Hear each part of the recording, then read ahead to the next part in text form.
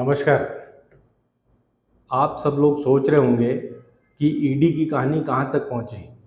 आप सब लोग क्या, सबसे ज़्यादा तो भाजपा वाले सोच रहे होंगे कि ईडी ने आखिर अभी तक वो दांव क्यों नहीं चला है जिससे कि छत्तीसगढ़ का असेंबली इलेक्शन पलट जाए। तो आज अपन एग्जामिन करते हैं कि क्या कारण है कि पिछले 1-1.5 साल से ईडी के अधिकारी यहाँ पर उछल कूद कर रहे हैं, लेकिन अभी तक अपने गंतव्य तक नहीं पहुँचे हैं। ये गंतव्य क्या है, इसका उन्हें अंदेशा होगा या उन्हें बताया गया होगा, लेकिन छत्तीसगढ़ की जनता जानती है कि वो गंतव्य क्या है। सबसे पहले उन्होंने माइनिंग में, मतलब माइनिंग डिपार्टमेंट में जोर लगाया, वहाँ के सारे अधिकारियों को खंगाला, फाइलें खंगाली, कई लोगों को गिरफ्तार किया, लेकिन मामला कहीं पर आकर रुक गया। फिर उन्होंने एक्साइज कैंप पे फोकस बनाया, एक्साइज के बहुत सारे ठेकेदारों और अफसरों को पकड़ा धकड़ा, लेकिन इस बीच सीएम के करीबी श्री अनिल टूटेजा सुप्रीम कोर्ट पहुंच गए और कई हियरिंग्स के बाद ये बात सामने आई कि एक्साइज कैंप में ईडी को दखल देने का कोई भी अधिकार ही नहीं है। क्यों नहीं है? क्योंकि कोई प्रेडिकेट ऑफेंस, या जिसे कहते हैं कि कोई भी ऐसा ऑफेंस कहीं भी दर्ज नहीं है किसी थाने, कोर्ट या कहीं भी, जो कि शेड्यूल ऑफेंसेस में आता हो, जिसके आधार पर ईडी को पीएमएलए के अंडर में जांच करने के अधिकार प्राप्त हो।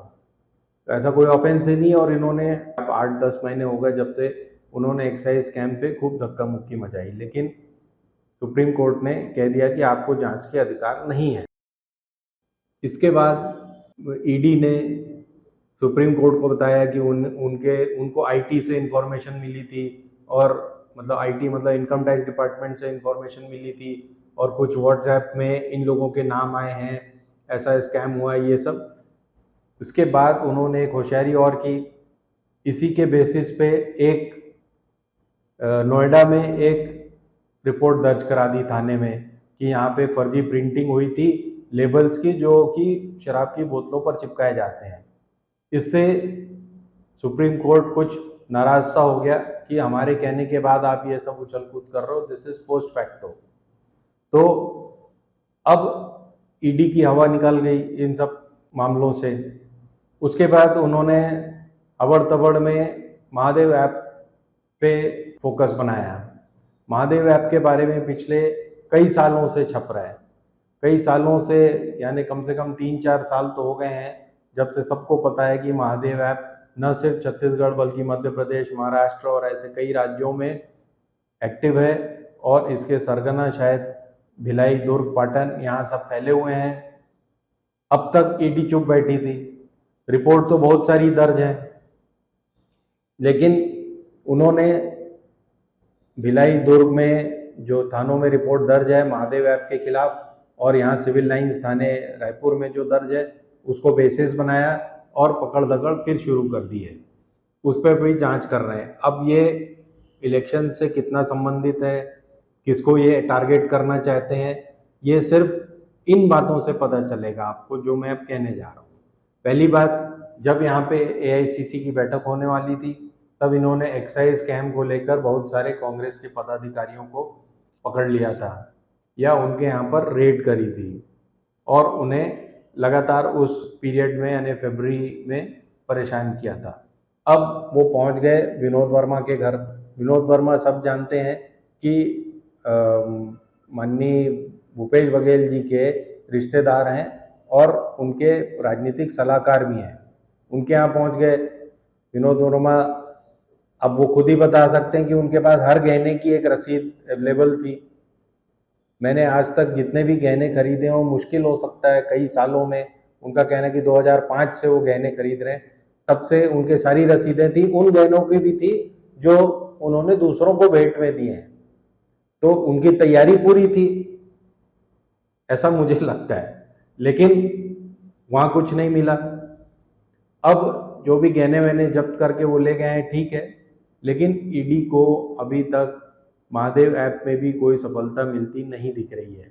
कुछ एएसआई, कोई वर्मा है, कोई चंद्राकर है, कोई किसी के खिलाफ उन्होंने केसेस जब दर्ज कर लिए हैं, लेकिन ये मामला अगले 2-3 महीने में कहीं पे परिणति तक पहुंच जाएगा, ऐसा मुझे नहीं लगता।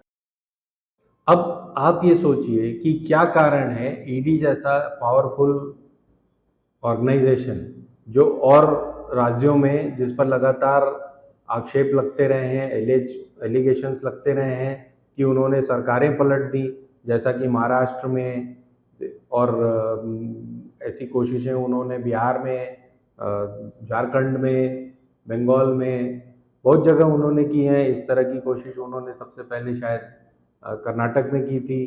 तो ईडी की वजह से ऑपोजिशन लगातार एलिगेशन लगाता रहा है कि इन्होंने सरकारें पलटने में भूमिका निभाई है, लेकिन छत्तीसगढ़ में ये क्यों फेल हो रहे हैं?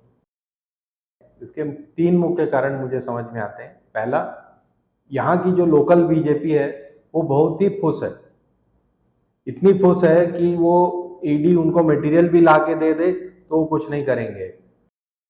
ना बृजमोहन, ना साव, ना कोई भी किसी भी तरह का बयान देने की स्थिति में नहीं है। क्यों नहीं है वो खुद जाने।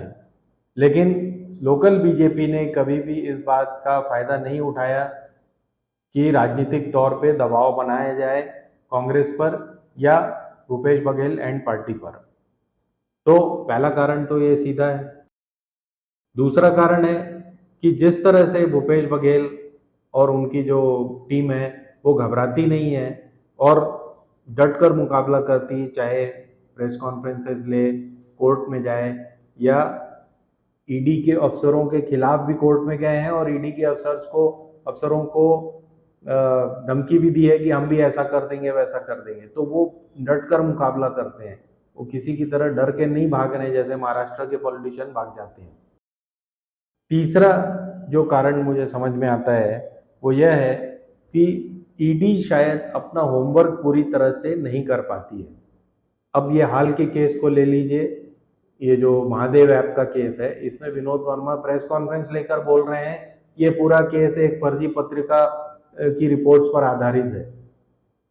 तो अगर इस लेवल की जांच अगर ईडी कर रही है तो भगवान मालिक है कि उन्हें किस तरह के निर्देश मिले हैं और वो किस जगह पर पहुंचना चाह रहे हैं।